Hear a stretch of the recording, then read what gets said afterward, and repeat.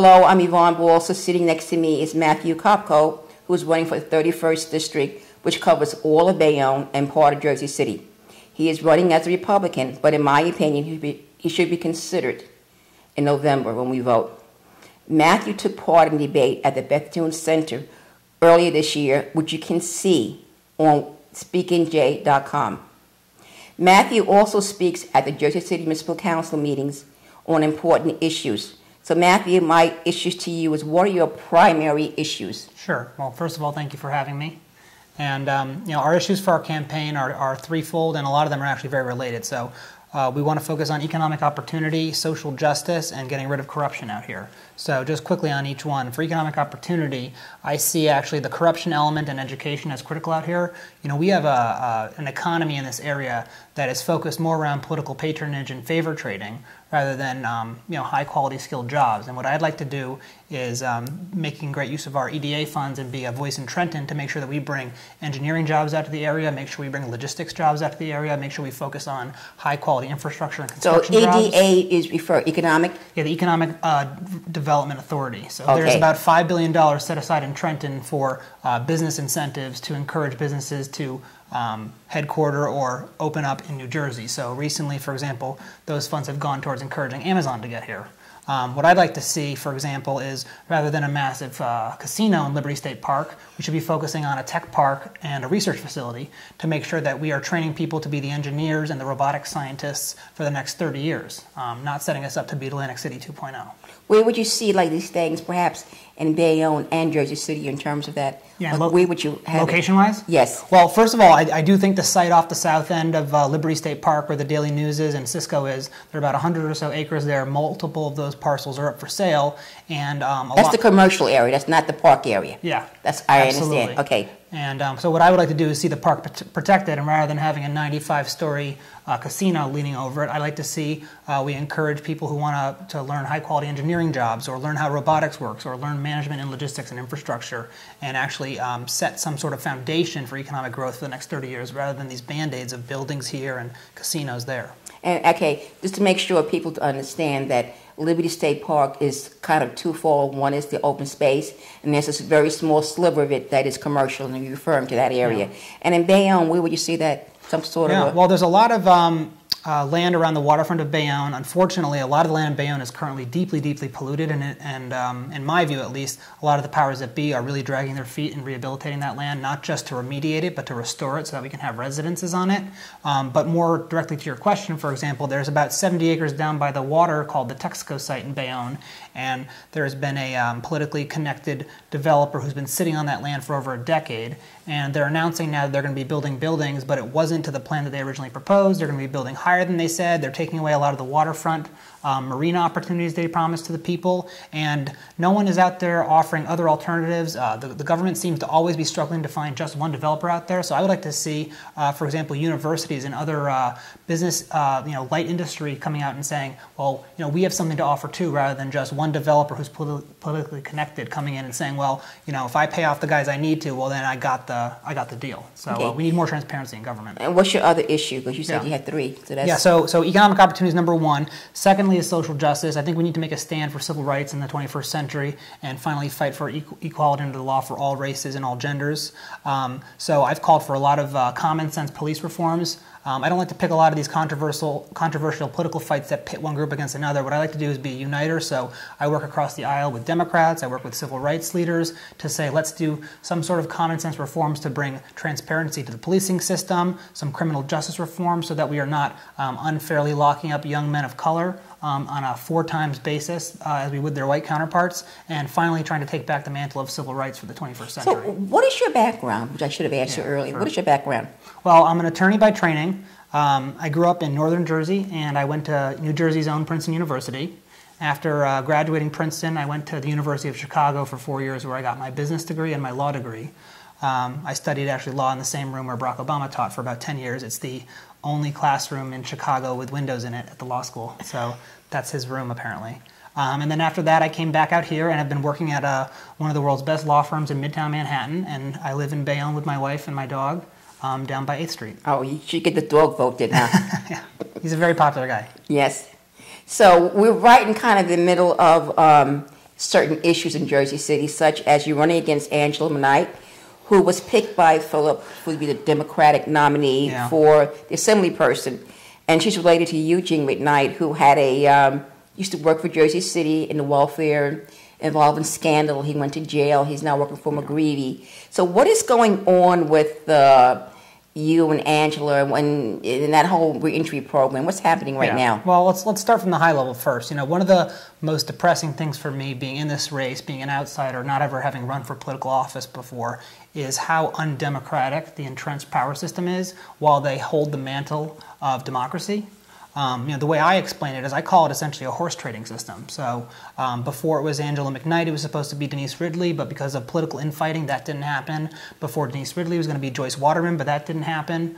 And Angela McKnight was the last resort candidate. Again, a bunch of older political bosses getting in a room, deciding who should be running, the opposite of democracy. And from what I've seen, essentially, Steve Phillip has been pushing Angela because her uncle through marriage, Eugene McKnight, who is a convicted criminal who, from what I have heard, has pulled off one of the largest frauds in New Jersey history against a government agency. Eugene runs campaigns for Steve Phillip, and Eugene is setting the stage for him to run for governor, so he is interested in getting one of Eugene's family members in the assembly.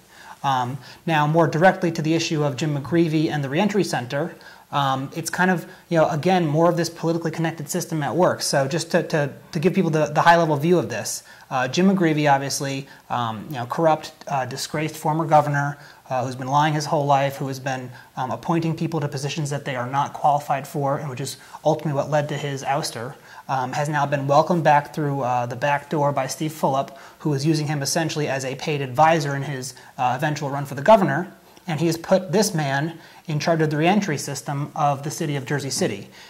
Jim Mcgreevey, in turn, has turned around and filled the leadership of the reentry system with criminals, including Eugene McKnight, who gets paid, I believe, $80,000 or $85,000 a year by Jim Mcgreevey. Another man named John Kufos, who is also an ex-con, who left the scene of an accident, almost left someone for dead, tampered with evidence. So what they do is they use this disguise of second chances to allow the inmates to run the asylum. And what Jim and John and Eugene were doing in private, because at one point Jim wanted to be a priest. I think he has this delusional vision of ending up in a church someday, however he can get there. They have been making secret deals with the church at Sacred Heart to put a reentry center for criminals right next to a grammar school. Yeah. And again, there's this very horrible PR machine from the Fulp administration who, if you criticize anything they do, you're anti-reentry or you're anti-reform or you're anti-progress. But the main fact is no matter how well-intentioned these programs are, and we need them, there is a certain percentage of people who fail out. That's called the recidivism rate. And typically after about a year, 80% fail out or something like that. So as well-intentioned as a program may be, if you put a program like that next to a school, something like 4 out of 5 or 3 out of 5 people who go through there are going to fail out of the program, and they are there hanging out next to the school. And this isn't just a hypothetical concept. If you go down to the MLK Hub by Martin's Place, which is where Jim Mcgreevey's headquarters are, there is just this roving contingent of drug dealers and drug addicts who hang out by the facility. And again, through no fault of their own, they obviously congregate where the services are provided. So, Jim Mcgreevey is on this Jim Mcgreevey Second Chance program where he's trying to rehabilitate his own image, and he is getting together with this cabal of corrupt, politically connected individuals to try to paint this picture and really pervert the reentry system for their own political benefit, rather than, as I've called for, engaging actual experienced experts like criminal justice professors or psychologists or other people who actually have experience in criminal reentry rather than a disgraced former governor and his criminal buddies. So what we had done was I partnered with a lot of local community activists who were rightfully outraged at this backdoor deal that was going to put children at risk, and stood up very aggressively with the community to say, look, we need sanity here, and we need someone to finally take a look at what's been going on behind closed doors. And luckily that program is on pause right now. I'm hearing that it's going to be popping up closer to the Kearney correctional facility. Yeah. But again, I've called multiple times into Mcgreevey's office asking for updates. They pretend they don't know any information. So there's this just horrible trend of lack of transparency and character assassination of anyone who questions them. Yeah, absolutely. So it's a very upsetting thing to see, and we're just going to keep fighting the good fight because we know that the people need quality, honest servants in government. And I don't care what a handful of corrupt old guys say about me. I'm going to keep on fighting for what the people need. I mean, I agree with you. These services are needed, and the money's going to come from the state. So if you were elected, what would your focus be on? Sure. If you had to appropriate that money, what would you have in terms of a stickler?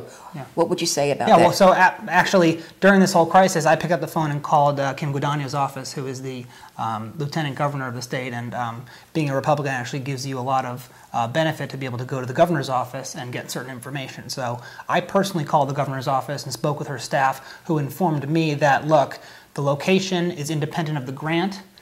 So Jersey City will be getting that money regardless of where the system or the facility ends up, and that enabled me, because I got reliable information and went out and got it myself, to say we need to be much more aggressive in making sure that we are protecting the location, because a lot of people were rightfully concerned that if we move this location, well, it may go to another town or we may lose the funding. So what I would like to see is this area put somewhere where it makes more sense, for example, near a hospital or near another industrial area. And then what I would also like to see, which I think is going to create network benefits, is a concomitant investment in transportation. Because it's not just about the idea of criminals next to children. It's about, if you're a young child growing up in Ward F and you walk down the road and all you see every other block is a methadone clinic or a reentry center or a rehab facility, that is the world to which you are exposed, and that is the dreams for which you go to bed at night. So what I would like to see is these facilities put in a location that is sensible, and then we invest the saving and resources in transportation so that you get one-two benefit. So you get people who actually get the services they need, and you also get an improvement in our infrastructure, which will help jobs grow, which will help people move around the city more efficiently, and will create opportunity for people. So you do need people who know what they're doing in these situations, and you don't just need people with political connections, because that's how we end up in these messes that we've been in over and over again with Jim Mcgreevey.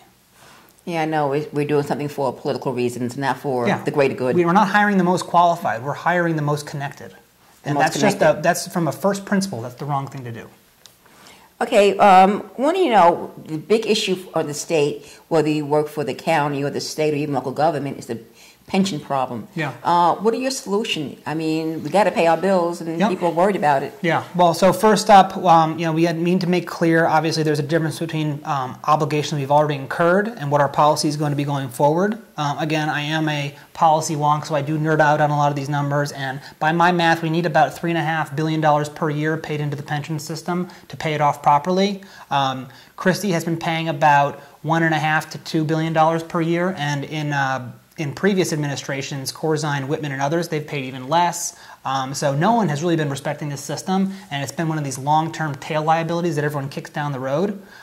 So what I have done is, and by the way, the impact of this is massive. It's not just the financial insecurity that thousands of families feel. Our debt has been downgraded multiple times, which means we are paying billions of dollars more in interest to banks and other financial institutions that we can't be spending on schools or infrastructure or other programs that our people need. So what I've done is that I've sit down with Democrats, including Joe Conte, who was the runner-up in the assembly race, and we've said, guys, let's find a way to come to the table and let's find a way to meet in the middle. So what Joe and I came up with was, like I said, the problem is about $1.5 billion per year right now, because Christie's funding about $2 billion out of $3.5 billion. So we said, let's start small. Out of the $1.5 billion, let's try to come up with $500 million first.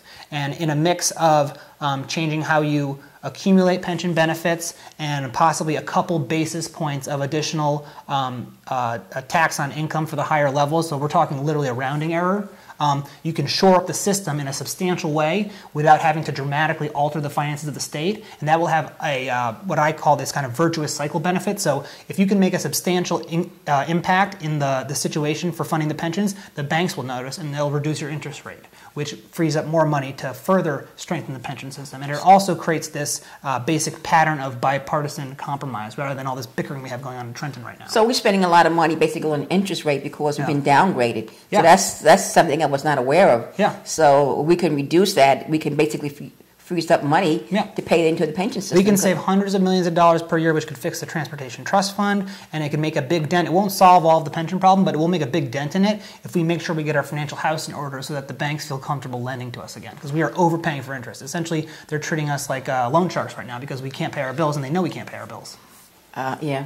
I mean, another question I just thought of happened recently is that this big issue about getting into Manhattan with all the problems we're having with the infrastructure. Yeah.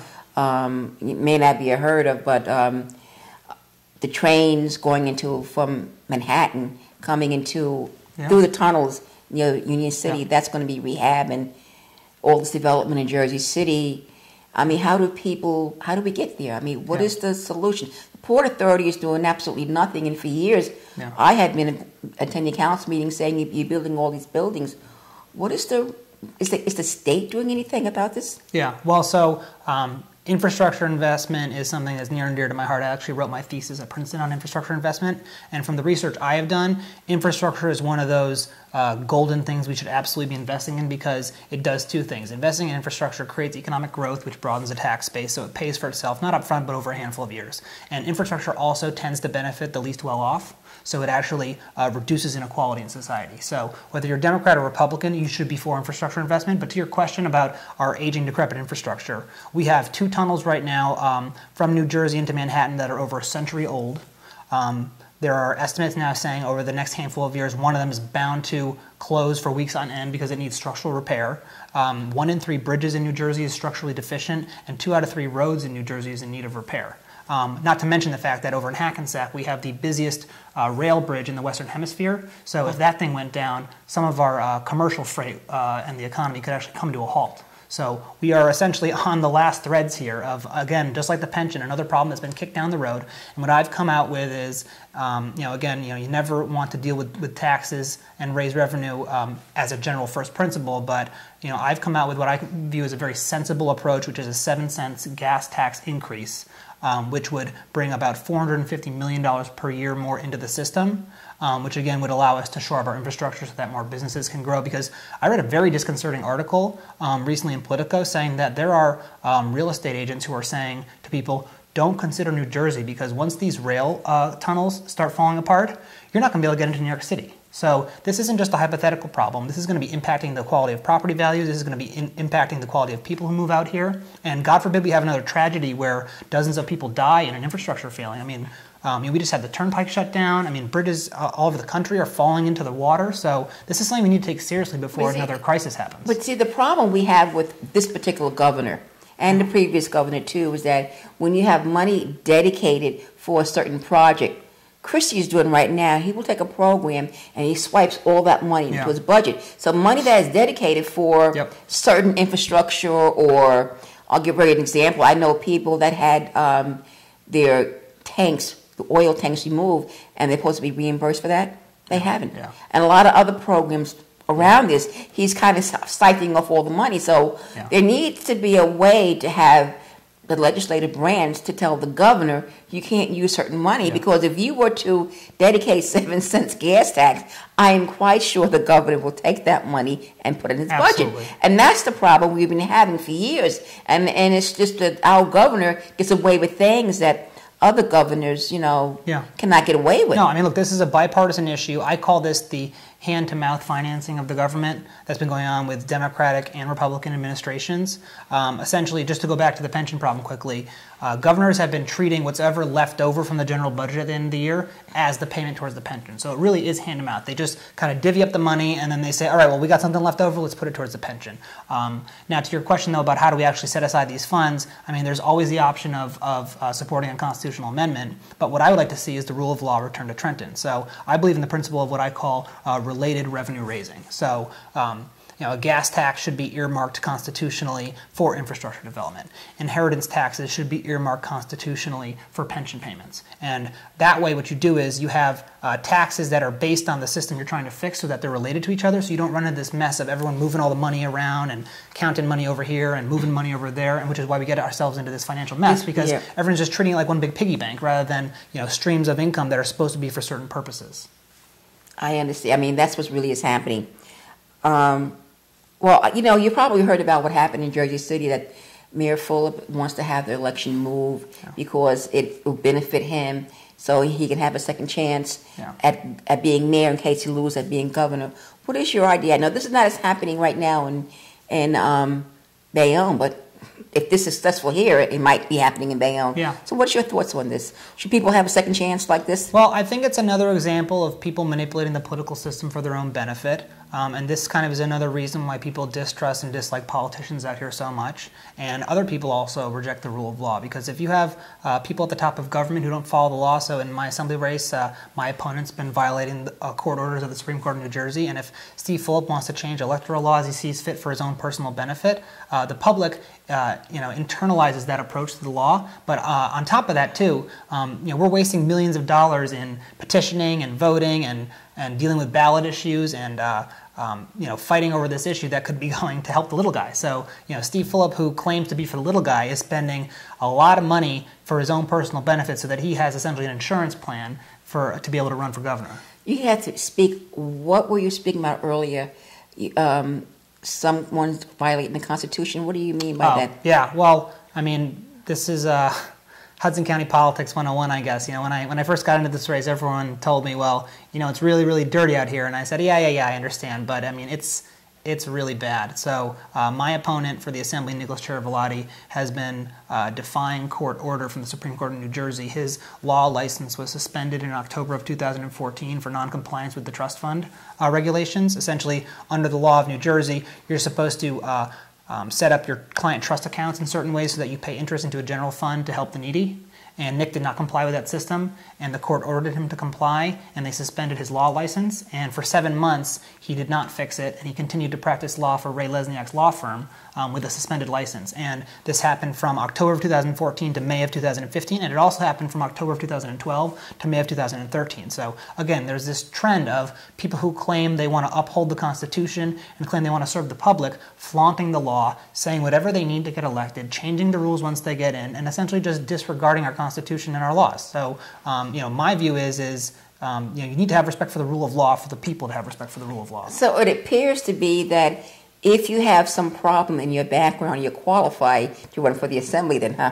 Yeah, I mean, essentially, and this is what we were talking about earlier, right? It's not about, at least in the machine politics of Hudson County, it's not about who's most qualified for the job. It's about who's most connected and who can we get the most deals out of. So, for Nick and all the people in Hudson County right now, they're trying to figure out, what deals they can get through by getting someone in the Assembly. They're not figuring out who's going to be out there to bring computer programming into the schools, who's going to be focusing on cleaning up our environment. They're focusing on themselves, and it's very selfish, and this is why our state is in such a mess right now. I mean, we have some of the highest taxes in the nation, we have some of the worst public services in the nation, we have a bunch of people running around controlling this place who are focused on their own wallets, and hopefully people are going to put 2 and 2 together in November and figure out that we need someone with honor and integrity in the Assembly. Okay, I have a question. Probably it's a Jersey City question, but it probably be happening in Bayonne and other towns around here. I'm very much concerned that properties in Jersey City, vacant properties, in the past, these vacant properties which were abandoned, the city would open up and they would have a sale, and people like me and you will go in there and we would bid on it, and the city will take the money and they will have a time limit to fix it up, and it'll be on the tax roll. What's happening in Jersey City is that these properties are being transferred to the redevelopment agency to certain developers, and in a way, it's kind of packaged deal just for them. I have a concern because it's like the public is being pushed out. There is a need for housing for people, and once you give the housing for a developer, he's going to package it a certain way. It's going to be higher, and people are going to be pushed out. What is your thoughts on this? Yeah, well, I mean, I think this is a great example about the decimation of the middle class that Democrats claim to be about fixing, but they're actually not about. So to answer your question, for example, I remember a world where it used to be, a married couple, for example, would buy a house, fix it up, sell it for a profit of a few thousand, and do that as a way to make some extra money on the side. What's happening is, Steve Fulop has figured out that real estate developers are a very reliable and large source of campaign contributions. So what he does is, rather than enabling a lot of local residents or small businessmen and women in the area to buy a dilapidated home and rebuild it or fix it up so that it's got 3 or 4 units in it, they say, I got a better idea. How about we package multiple of these together, invoke an obscure part of the law that calls something blighted, and allow a developer to build up 20 or 30 stories? Because, if you can build 300 units instead of 8 units, you know, you can do the math. So what Steve essentially does is he goes around to developers and says, hey, look, I'm going to get you guys a bunch of sweetheart deals. You'll be able to build up to the sky. You'll be able to get tax abatements even though you don't want them. But in return, you got to donate to my campaign, and you got to donate to the campaigns of all the people that I tell you to do. So that's a system we're in. Well, right you've now. been to City Hall a few times speaking, and you probably see City Hall. It's a nice building. It's now being considered a building needed rehab. Yeah, well, I mean, it's kind of ridiculous. Even City Hall itself. Well, I think City Hall is definitely in need of rehab, but it's more about the people on the inside rather than the building itself. More than the building itself. So, what is your? I mean, this is a 2-year. What do you want to see accomplished? You have a few minutes left. What do you want to see accomplished during your term in terms of, you know? Yeah. Well, what I would like to do is, you know, I always think in the 5, 10, 20, and 50-year plan. So what I would like to do is spend time building a bipartisan coalition to focus on how do we build a new foundation of growth for Hudson County. So for me, the critical pillars of that are definitely crime reduction, focus on the environment, and I don't mean this in this you know, hoity-toity global warming kind of way. I mean, where I live in Bayonne, on a regular basis, I wake up in the morning and walk out my front door and it stinks because of the pollution up the road in Linden. And the entire waterfront of Bayonne, all around on 3 sides, is polluted to all heck. So what we need to do actually, and this is again another jobs opportunity, is to say, let's bring thousands of engineers into the area to start fixing up these lands so that we can put park space on it, so we can have waterfront living again, so we can have ferries to New York City, so we can have ferries to Ellis Island, so we can have ferries to Staten Island. So what I would like to see is this area reborn as a shining city on a hill rather than an industrial you know, dumping ground for the politically connected. Well, I do think that perhaps Bayonne and Jersey City, that we can have some ferries going to Manhattan that would really ease the path trains a great deal. I mean, well, we're supposed to. And in Bayonne right now, there is again, this Texaco site I had mentioned is a huge parcel of land down by the water. And you know, I tell this story to people because it's just so emblematic of politics in Hudson County. They have been politically dealing and waiting on this site for so long that the pier that was going to be dedicated to the ferry has fallen into the bay. So we don't even have the ability to have a ferry anymore at that site because we've been messing around so long and trying to pay off different people for so long that literally where we were supposed to have the pier, it's fallen into the water. So now that developer has gone back to City Hall and said, hey, the pier fell in the water, I don't have to build a ferry anymore, do I? And City Hall said, okay, well fine, yeah, maybe if you can find a new location to build the ferry, you know, you can tell us where it's going to be and we'll let you do it maybe then. So it's just this trend of people doing whatever they want out here, and people wonder why this area is in such bad shape. It's because of the people we put in leadership. Okay, what is your number, if you know it? Do you know your ballot number? Oh, I'm on the column A, and I believe I'm 1A. So column A all the way. Okay, viewers, if you get a chance, look at the ballot very carefully and make sure you pick Matthew Kopko. It's nice to see you. Yeah, and all of our policies and proposals are laid out at votecopco.com, so I believe I'm the only candidate with an actual in-depth set of policy platforms, and we release that publicly to everyone to see it. Okay, I'll make sure I have it on the website. Thank you very much. Great, thank you.